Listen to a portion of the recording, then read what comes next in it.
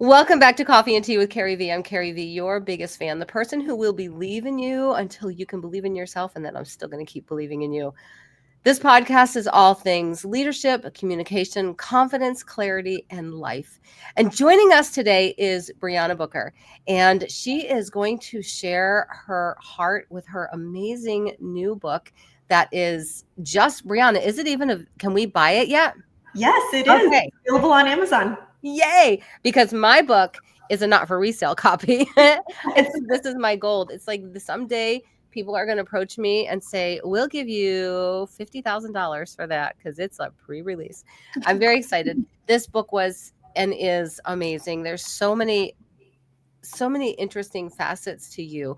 So I want to give you as much time as we possibly can give you. Why this book? Why is it so important, and why is it your mission to get this message out there? Yeah, thank you so much. Great question. I wrote What Endometriosis Couldn't Take from Me because of the experience I went through with endometriosis. Let's see, if I go back, I've dealt with issues with my reproductive organs since they began functioning. Wow. And it has taken many, many, many years to get diagnosed, which is common in people with endometriosis. Mm-hmm. And at my lowest points, I started writing poetry. And when I had that poetry, I kind of decided after a while, I had this backlog of a bunch of poems written. And I thought, if this could benefit someone else, then I want to share it. And so what I ended up deciding is to write this book that includes both my story as well as poems throughout. And I wanted to be raw and totally honest, because if you have endometriosis or another chronic illness, or even just as a woman, strength is so important. And knowing that you have people in your corner is so important. And if I can just make one person feel seen through reading this book, then that's what it truly is for.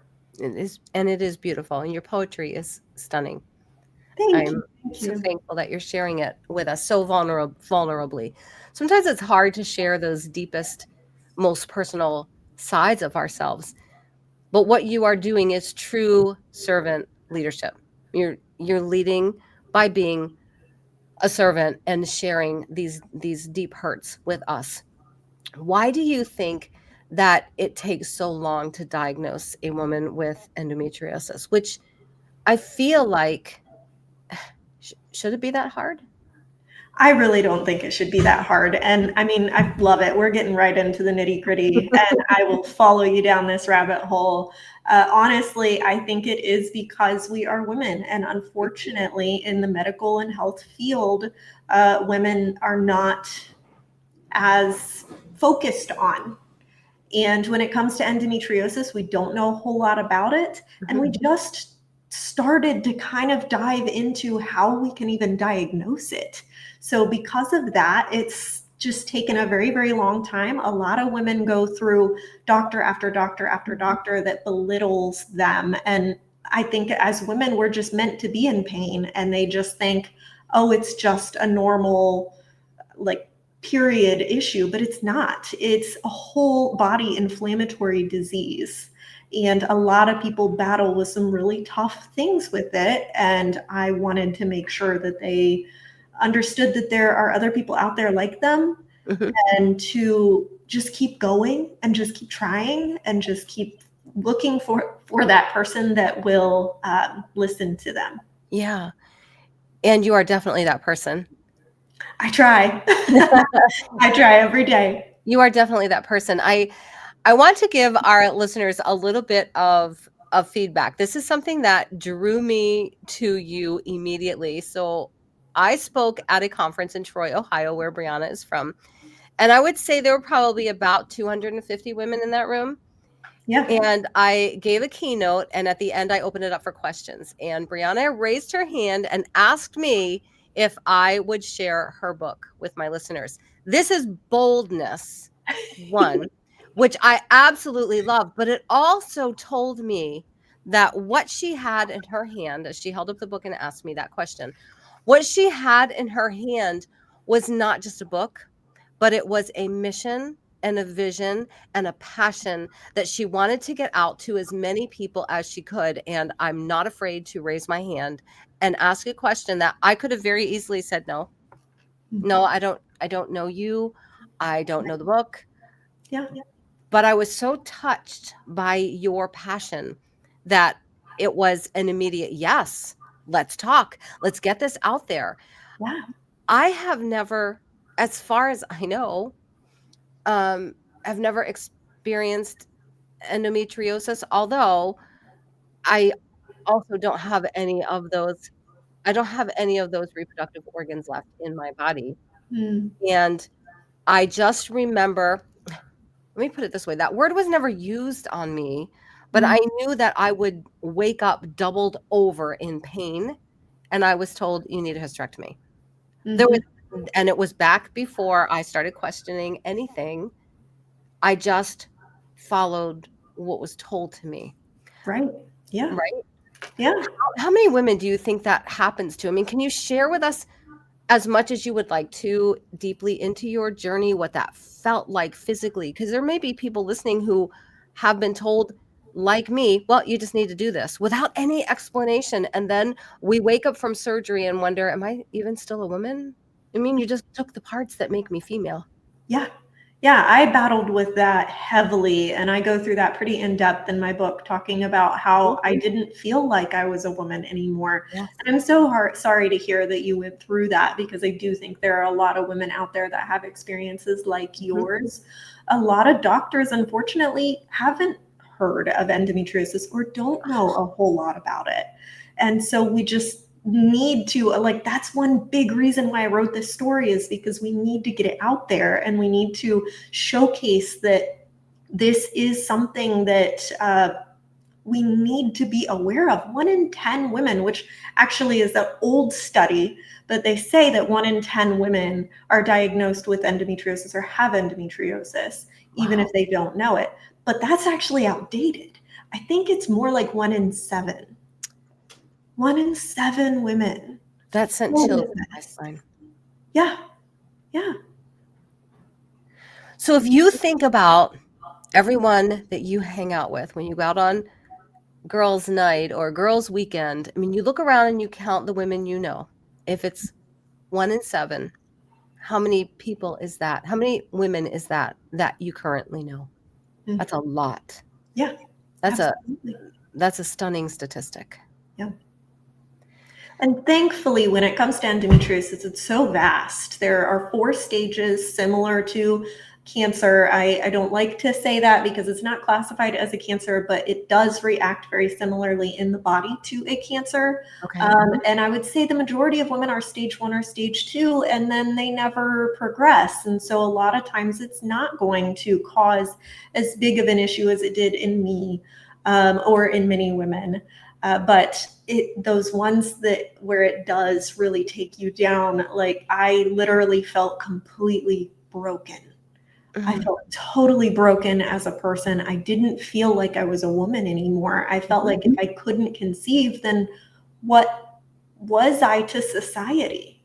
And I think one big thing that I don't always like to talk about, but I think I wrote this book as a part of my legacy. If I'm not able to have children, and if my line dies with me, which it does, I'm an only child, Mhm. I wanted something to Mm. benefit the world. And if this book can just like connect with people and help with awareness of chronic illness, of women's rights, of any of that, then that's what I want it to do. That is so incredibly beautiful. Can you So I love what you just said, and our journeys are very different. My hysterectomy came well after I was finished having children, and then having my ovaries removed just happened in 2021, so well Wow. into my 50s. Lots of years between the uterus and the ovaries, right? Um, but I already had children, and I already had children. So my feelings are going to be light years away from you. You are a young woman. So reading the book and having met you and knowing how young you are and the feelings that came with I can't imagine. I can't get my arms I can't wrap my arms around that. Mm. Can you walk us through, like, how many doctors, Mm. how many people looked you in the eyes and told you it was all in your head? I Oh, I feel and I'm asking this question even though I've been through the book. I want you to bring all of us through this journey. One, so they'll get the book and be able to help you grow your legacy and pass this along to their maybe children, grandchildren. We probably all know someone who is experiencing things, but we don't know what they're experiencing. So if you can help us with that, I would be forever grateful.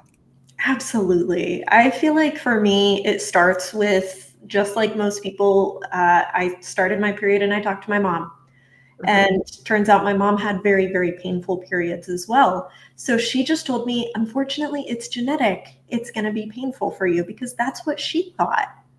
And we Oh, started piecing together all these different things. She had a very, very hard time even conceiving me. She had many miscarriages before me and then gave up after me because she's like, I don't want to deal with that anymore. mhm. But one thing that's very interesting with my story specifically is my first doctor's appointment that I went to as an adult by myself. I had pelvic pain and got an internal ultrasound done. If anybody's done one of those, you know what it's like. Oh, yes. Yes. And the doctor said, flat, first appointment in my face, you probably have endometriosis and need surgery. And my jaw dropped.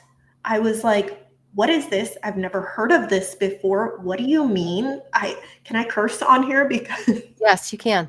I was like, fuck that. Yeah. I'm not doing surgery. I was like 18 years old Oh my gosh. and I was terrified. I was completely terrified of what that meant.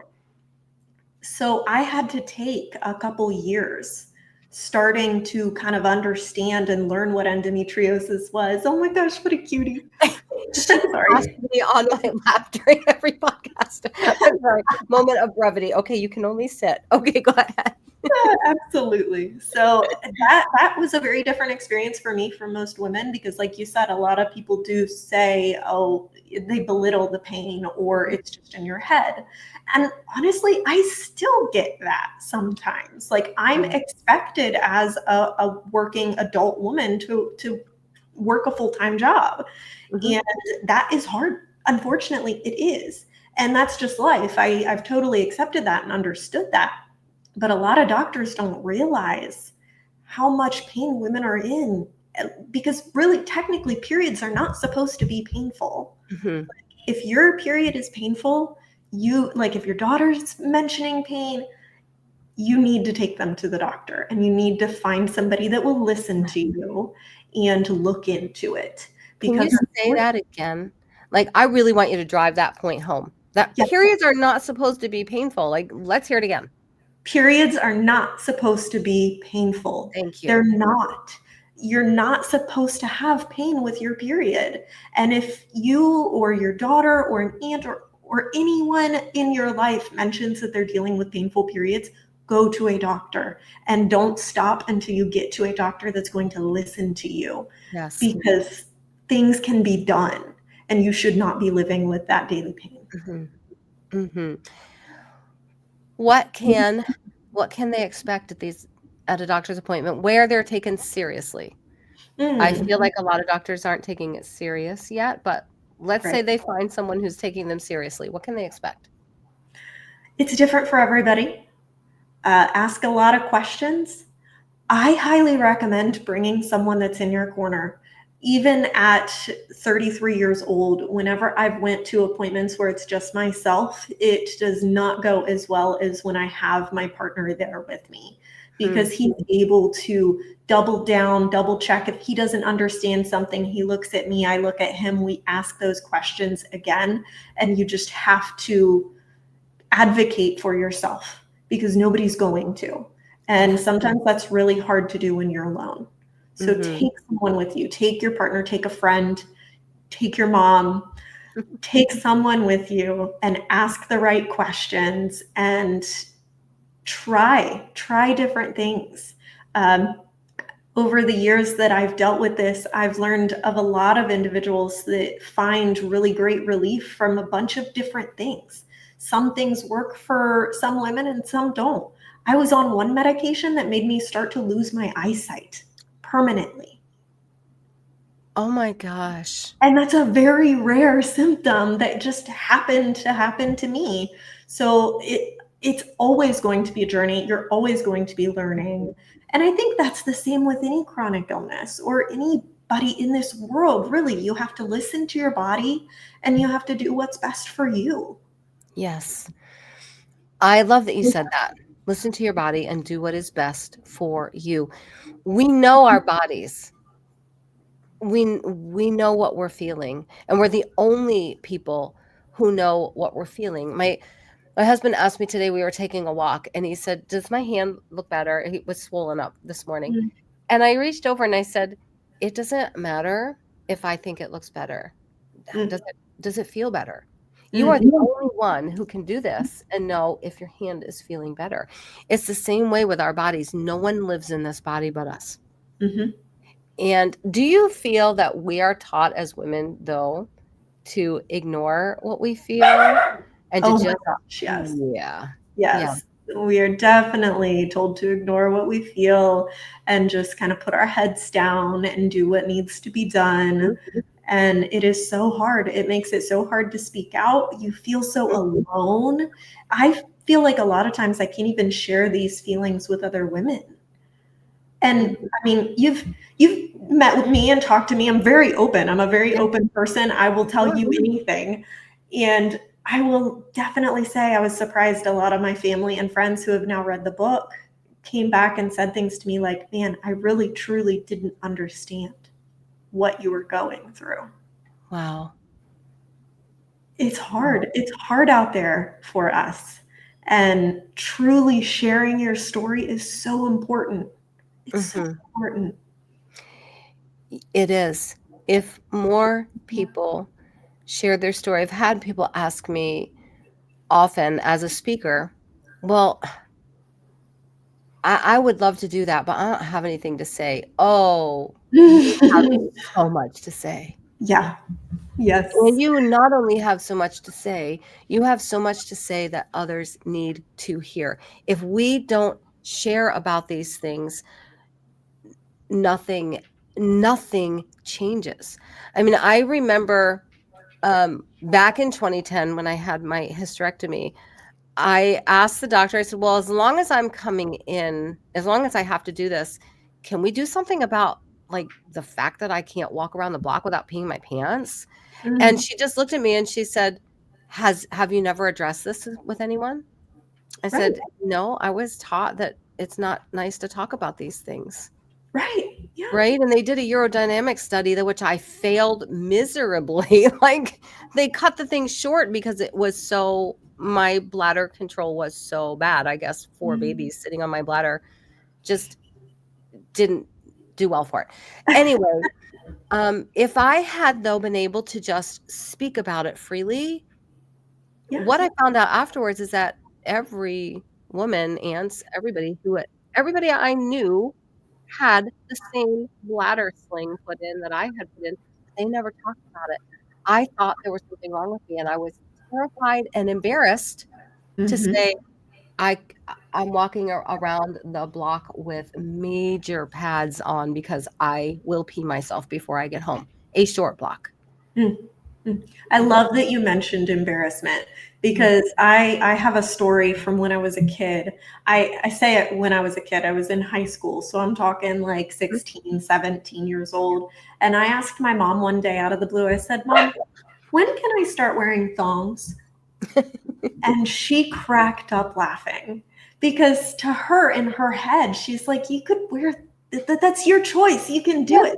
But it didn't come off that way to me. To me, I was immediately embarrassed because it was something that I felt Oh. like you shouldn't talk about. And if I Mhm. couldn't talk about thongs, how could I talk about the pain that I experienced during my period? There's Yes. no way I could speak up and say that.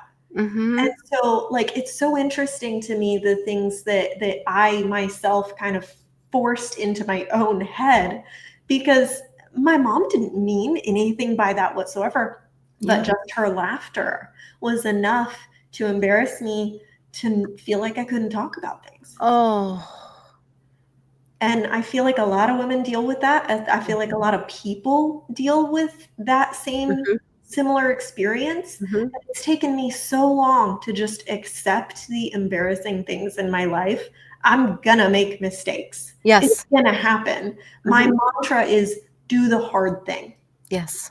because you're either not going to do it and never see what could come of it, or you're going to do the hard thing, even if it is embarrassing, even if it is scary. It's okay. Yes. It's okay. Do the hard thing. Yes. And talk about the embarrassing thing. Yeah. I guarantee you, I guarantee you, when you talk about that embarrassing thing, someone else around you is having the same experience and they're so glad you brought it up. Absolutely. They are so Absolutely. glad. Yeah. Mhm.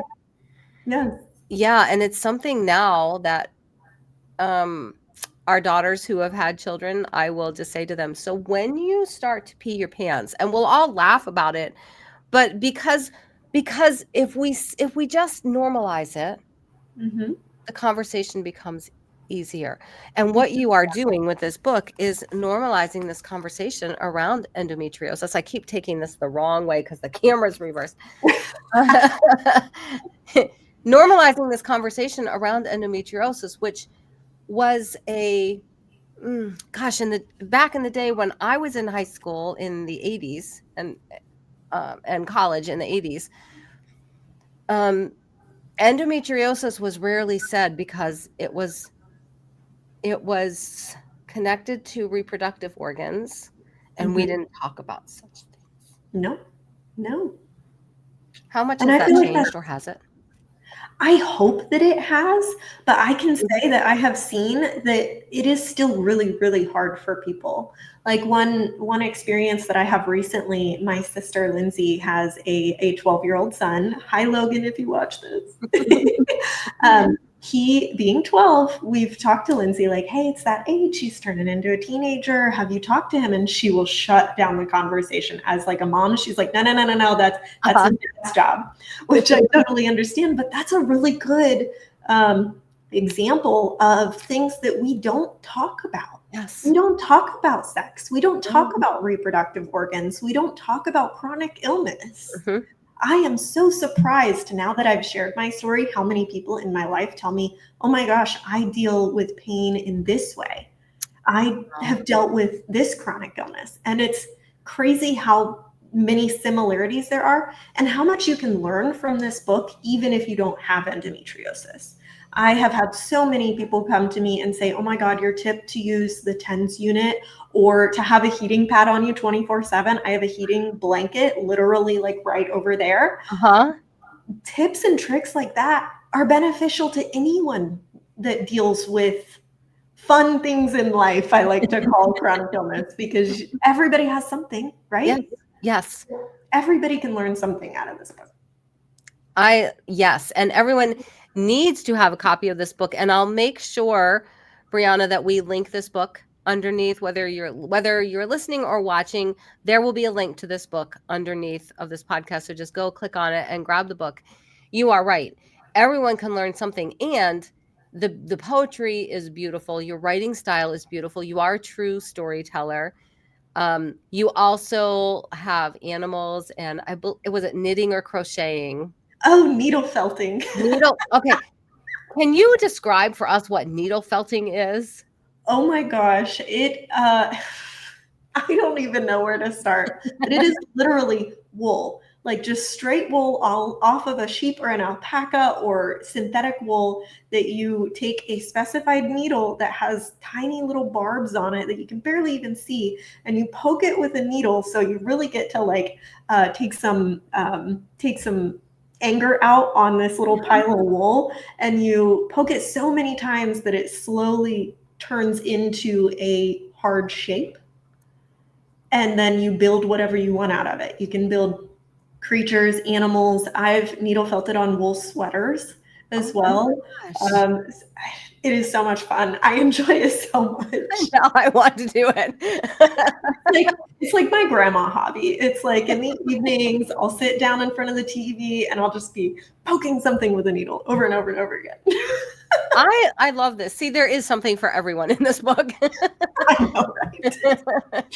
So, all right, back to the topic of endometriosis, though. Before I let you go, I can't believe how our time has flown. You are so easy to talk to, and you're so open with sharing these things.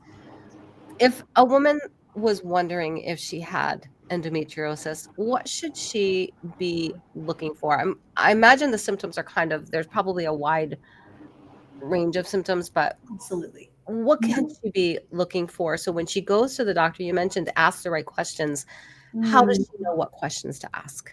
that's a very, very good question. I would say it's so hard. It really is because, like, I don't want to say go Google it because Mhm. I feel like every time you Google some sort of ailment, it tells you it's some deadly virus or cancer. Yes. Um, but I want to say do some research, Okay. look into it.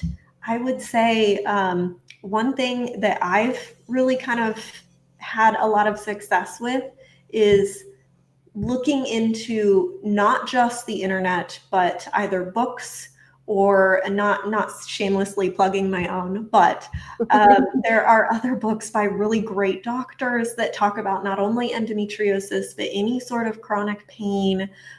There's also groups online. I feel like the experiences of groups online is so much more centralized than the internet's generic response that it gives you Yes. because we're still learning Mhm. about this disease. So the internet's going to give you outdated information. If Yes. you connect with other people that have similar experiences as you or similar symptoms as you, even just look up your symptom. You will probably find a group of people on Facebook, Instagram Mhm. that are talking about their experience, and you can learn so much there. That's great advice. That's great advice. And if someone wanted to connect with you, if they wanted to send you an email or a message and had a question for you, how could they get a hold of you? Absolutely. Please do. If you have any questions for me, please connect. You can find me, of course, under Brianna Booker if you look me up. And then also, my tag is Yarrow's Bloom. That's YARROWSBLOOM. That's Okay. on Instagram, Facebook. That is my email as well. So you can connect with me there. Okay, fabulous. And I will link all of that underneath this podcast episode too. So whether you're listening or watching, again, just go click those links. And Brianna is so open. And I know there's no question you could ask her that would make her face turn red, or she would write back and say, nope, that went too far. She is sharing her story. If you not if I'm going to say when you get the book and you read it, you will see how open she is at sharing and being real and authentic. And I highly recommend you get your hands on this book. So before we let you go, what is your superpower? Hmm. Honestly, I want to say writing. Yeah. I Okay. have started writing this year and I have fallen in love with it. I've written as like my day job as well, but that's just very different. Once I finally found my voice, it felt like every moment of my life has brought me to this point where I start to write my own stories. It's And I beautiful. feel like that is so powerful. And if anyone out there has that dream of writing, do it. Yeah. It's easier than you think and it is so much fun. And if you don't have someone in your corner, I will always be in your corner. I love it. I love it. And yes, writing is definitely your superpower. You would think that you've been writing for decades and you're not even decades old yet. So you would think you're writing for decades when you read this book. It's so well done. What is something that can get our listeners writing? Something, a writing prompt, a journal prompt, something that they could just sit down with a journal and start writing. I think I've been thinking about this one a lot. You mentioned it to me at the beginning, so I was a little prepared. Mhm. But I think that you should think about what makes you strong. I love that. Think about your strengths and write down your strengths, no matter how little, whatever brings you strength. Write about it, journal about it, make sure it's in the front of your mind every day so that you can build a better you. Yes, that's beautiful. Thank you so much for hanging out with us. This has been fabulous. We'll have to have you back again because there's so many things we didn't even cover yet, but we'll give people a chance to read the book and then we'll have you back. Maybe we can even do like a question and answer. I'll have everybody write in their questions and we'll answer them on the podcast. I love that. Yeah, let's do that.